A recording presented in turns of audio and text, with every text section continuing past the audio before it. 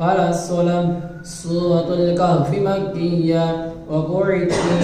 بسم الله الرحمن الرحيم أفحسب الذين كفروا أن يتخذوا عبادي من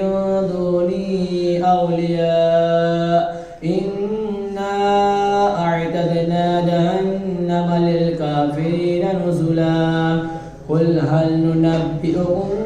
بالأخسرين أعمالا الذين ضل سعيهم في الحياة الدنيا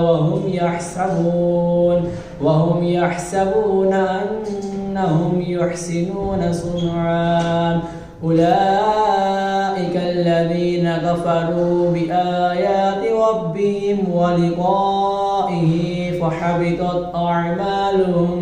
فحبطت أعمالهم فلا نقيم لهم يوم القيامة وزنا ذلك جزاؤهم جهنم بما كفروا واتخذوا آياتي ورسلي هزوا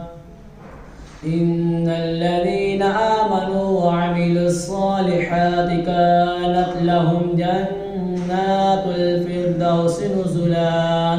خالدين فيها لا يبغون عنها حولا قل لو كان البحر مدادا لكلمات ربي لنفد البحر قبل أن تنفذ كلمات ربي ولو جئنا بمثله مددا قل إنما أنا بشر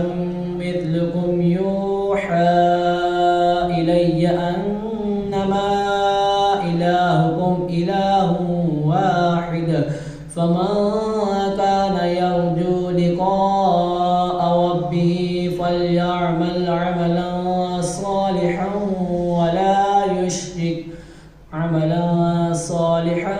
ولا يشرك بعبادة ربه أحدا صدق الله العظيم.